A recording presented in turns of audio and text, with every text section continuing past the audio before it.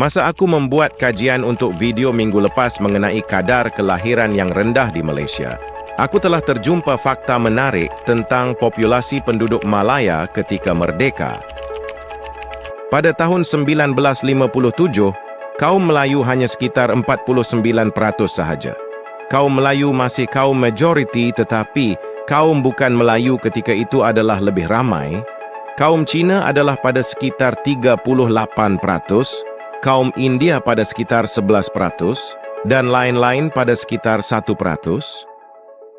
Aku terfikir, mungkin pada awal-awal kemerdekaan, kaum bukan Melayu mampu memenangi jawatan Perdana Menteri ketika pilihan raya dulu.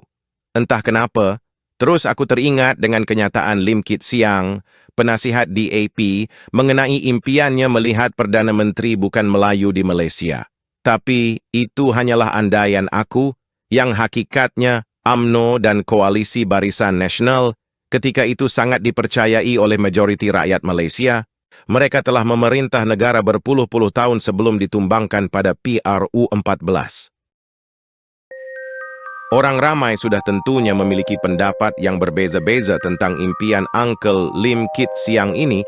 Ada yang berpikiran ini adalah idea yang baik dan ramai juga di kalangan orang Melayu yang tidak bersetuju. Mereka mungkin merasa bahawa Perdana Menteri mesti dari kaum Melayu kerana mereka mungkin khawatir bahawa jika seorang bukan Melayu menjadi Perdana Menteri, hak-hak bumi putra mungkin tidak dilindungi.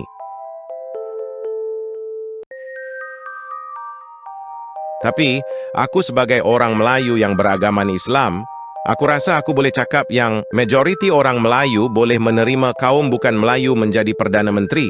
Tak kiralah dari kaum apa sekalipun. Selagi calon Perdana Menteri itu beragama Islam, ya, aku secara peribadi percaya yang majoriti orang Melayu tidak memandang isu kaum, tetapi lebih pada isu agama. Ini mungkin pendapat aku sahaja, sila komen di bawah. Aku ingin tahu juga apa pendapat anda pula. Di Malaysia, Perlembagaan Persekutuan adalah dokumen tertinggi yang mengatur struktur kerajaan. Menariknya, Perlembagaan Negara tidak menyebut mengenai isu kaum, jantina atau agama untuk jawatan Perdana Menteri. Oleh itu, jawatan Perdana Menteri di Malaysia boleh dipegang oleh kaum bukan Melayu.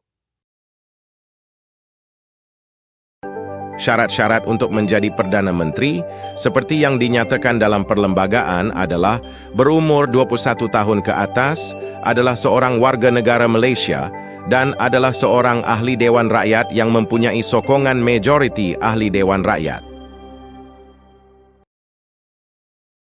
Sejarah politik Malaysia telah didominasi oleh parti-parti bumi putra khususnya kaum Melayu, iaitu UMNO dalam Koalisi Barisan Nasional. Ini mencerminkan komposisi demografi negara di mana kaum bumi putra Melayu merupakan majoriti populasi.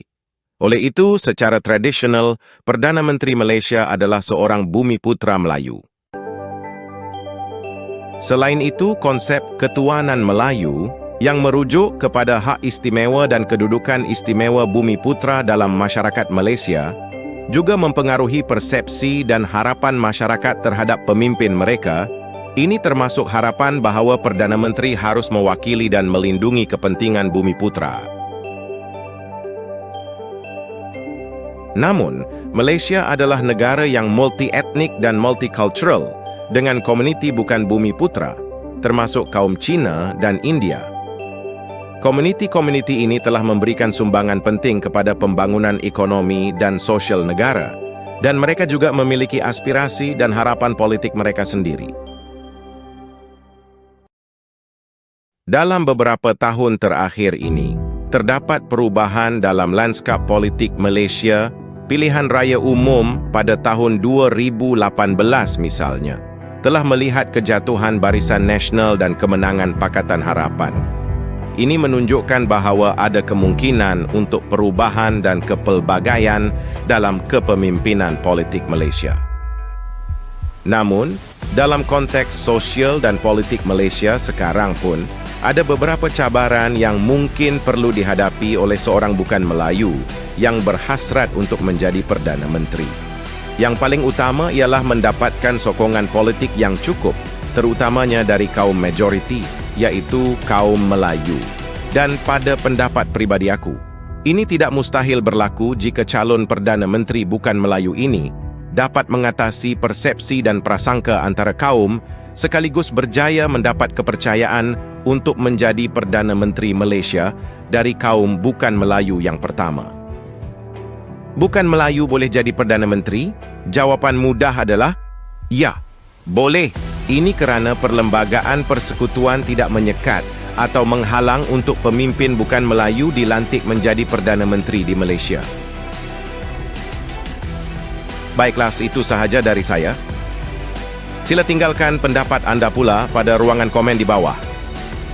Jika anda sukakan video saya, tolong tekan butang like sebagai tanda sokongan dan pertimbangkan untuk subscribe channel saya.